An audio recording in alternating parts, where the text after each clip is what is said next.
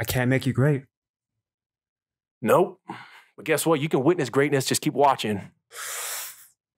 Yeah, hopefully that'll make you great. If not, stand by and just watch and witness this shit in action, bro. Because that's all we can really do is set that tone and be an example. And I don't really care to have somebody follow that path or not.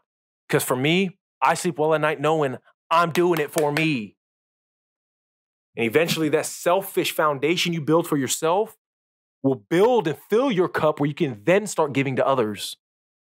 You can't be a good brother or a good son or a good father or a good friend if you're not fundamentally a good you.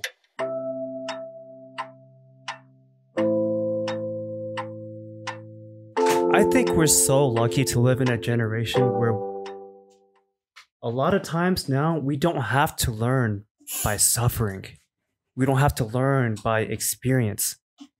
We have enough resources around us to be able to learn certain life lessons without actually having to experience them themselves. So if you find someone that has already gone through that thing that you're going through, you should feel so lucky that they are able to provide you with wisdom and knowledge so you don't have to go through the same things that they went through. That we used to have mentors back in the day. That's the problem. Like in your tribe, in your culture, in the small community that you had back in the day, people had communal mentors that were able to facilitate that wisdom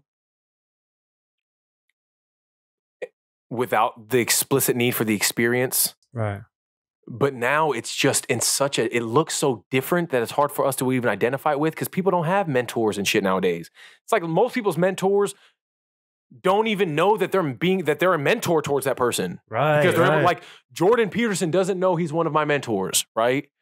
But it's one of those things where I've digested enough information from his genius that I can't help but think he's legit. I can't help but know his wisdom and his mentorship from afar has literally changed my life. And I can say that with 10 other people. Carl Sagan, who I share a birthday with. Like, I think that's how it looks for a lot of people nowadays. Instead of that explicit, I'm telling you directly to you as the individual, which feels less personable, which then feels less worthy of receiving, which at that point is like, am I really garnering the wisdom from you? Because you're not really even telling me. You're just saying words. And at that point, it's the very foundation of what we talked about at the beginning.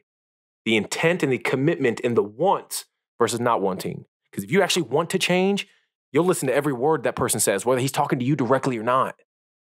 But if you don't want to change, you'll need variables like, well, he wasn't talking to me directly, so I must not really need it, or it really doesn't I don't really resonate with it, or I couldn't really find the meaning in it. And it's like, yeah, bro, because you needed the stipulations, the conditions to give you that wisdom. Mentorship just looks so different nowadays, so I think it's hard to get that same explicit transfer of wisdom because it's literally not in the same facilitated manner. Right. I think we're so used to mentoring being one-on-one, direct, like you said. But you can literally garner wisdom from anything. I feel like me and you, we have enough knowledge that we're able to help and change people. But I don't sit there and be like, that's it. And you can even cross-compare your boxing, bro. I can. From looking back at it now, like from week 1, I watch it every day, bro. Because that's change and manifest. You can see that. You can explicitly see you throwing these punches versus throwing real punches. You can see it. And to add to that, I think a lot of people give up too early because they can't see the changes and the growth right away. That's why I love boxing, bro. Because in a couple sessions, you can literally become a different human. You can see, oh my goodness, I just had to learn a couple things and now I am a completely different human. Imagine if I do that with my eating. Right. Imagine if I do that with my goal setting. The first week I watched back, I'm like, I'm standing like this, hands like the top of my head, and I'm just arm punching. Now I'm stepping into my shots. It's the little details that do matter. It's the little nuances that do matter. It's the small, minute changes and habits that do matter. And facilitating those I say facilitate a lot. And implementing those small details consistently. That's the key, is the consistency of it. And I didn't get it right the first time you told me to do it. You didn't get it right the second time. There was one session, it was like session number 6, and you just had to keep just drilling me over the same things I should have had down by week 3. I could have lived in that. I could have been like, Easily. bro, why am I still here? I'm a fucking terrible boxer. No, I just let it go, move past it. It is what it is, and we just move on to the next one. Because if you would have dwelled in, I would have leg kicked you. Right. And what do I gain from living in that? Wasted effort, wasted time, negative feelings and emotions. I could be using that energy, changing it into something positive, and using it for a better outcome. And that's what we talk about manifesting, right? You dictate the motion of your energy. You are the avatar of the energy that you essentially airbend into this world. And if you're going to airbend negativity and dwelling on shit, well, then guess what? That's the sort of avatar you're going to be. Right. If you're going to airbend that shit into positivity and constructive productivity, that's the sort of avatar you're going to be. And we get to choose our avatar, bro. We get to literally choose who we want to be. We're literally living in a game where you can choose anything that you want. You literally customize your character. You want a mohawk? You can literally go get a mohawk. You want to wear purple sweats and a fucking sports bra and a yellow fucking mullet. And you can do it. Chilling without any worry in the world because you have the freedom to. Try doing that 200 years ago. You're getting messed up. Yeah, that's the thing, bro. You have the ability to express yourself as an individual nowadays. Where back in the day, that individuation, that expression of that individuation was nearly disincentivized because how it separated you from the pack. Right. So all we're saying now is if you have the ability to, you have the freedom to, you have the choice to, you should take advantage of it. Take advantage of it. Take advantage of it. Otherwise, don't be complacent. And you can be complacent, but you can't complain about it. That's what I'm saying. You can be complacent and even complain about it. Deep down, you ain't hurting me. Deep down, you ain't hurting Cody. Okay. Deep down, you're hurting yourself. And deep down, I don't feel no type of way about you hurting yourself if at the end of the day, I've tried everything I can to make you at least see something better.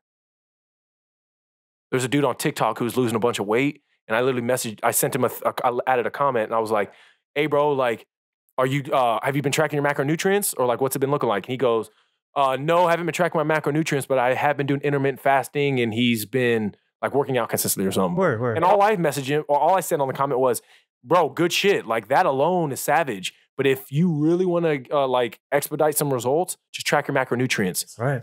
You only work out for 1 hour a day. You digest food for the other 23 hours a day. And I just left that out there in the universe. I said, if you want extra help, bro, feel free to DM me. I left that out in the universe. And if he were to DM me, I'll put in all the effort and energy to reciprocate him reaching back out. But if he doesn't, which he hasn't, then it is what it is. It ain't hurting me, bro. Right. I put out the effort. I put out the energy, and I'm content with it. Right. Because I don't feel like it was unnecessary. And it's no knock to you if he doesn't. He just didn't. Full circle back to the very shit we talked about at the beginning. God, bro.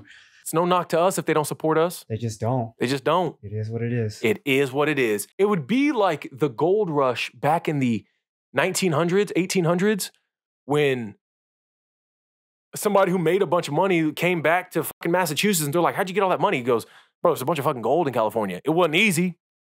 And I had to work for this shit. But if you go out there, there's hella gold.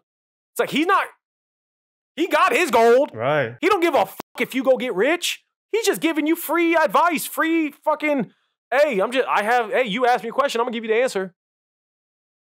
But what are you gonna do with that information now? We're gonna do with that information. That's why you can't feel no type of way even if they don't support you. Because similar to them not supporting you or putting in that effort is the same thing of them not supporting themselves or putting in the effort towards themselves. And 9 times out of 10, not only should you not put the expectation on in the first place, right. But if they don't care enough to support themselves, you shouldn't even ask them to support you. Oh my God, bro. You know what I'm saying? How can they give from a place of, like we talked about last time? Understanding that you can be there for other people, but you need to be there for yourself first. Right. Right. How can you be there for other people if you're not there for yourself first? Exactly. You have to pour your own cup before you can pour other people's cups. Literally. You can't come from a place of scarcity and act like you're coming from a place of surplus. You got to have those resources in place before you can start giving shit out. Yeah. Yeah. No, bro. How can you want it from them if they don't even want it for themselves? That's almost as insane and inconsiderate, because now you're being inconsiderate of your own time and effort. And you're doing it through an insane measure, such as expecting something from somebody who doesn't even can put the same level of consideration or expectation on themselves. I can't make you great. Nope. But guess what? You can witness greatness. Just keep watching. Yeah, hopefully that'll make you great. If not, stand by and just watch and witness this shit in action, bro. Because that's all we can really do is set that tone and be an example. And I don't really care to have somebody follow that path or not. Because for me, I sleep well at night knowing I'm doing it for me. And eventually that selfish foundation you build for yourself will build and fill your cup where you can then start giving to others. You can't be a good brother or a good son or a good father or a good friend if you're not fundamentally a good you. And you realize that the more that you become you, the more things that are meant for you show up. That's it. I swear.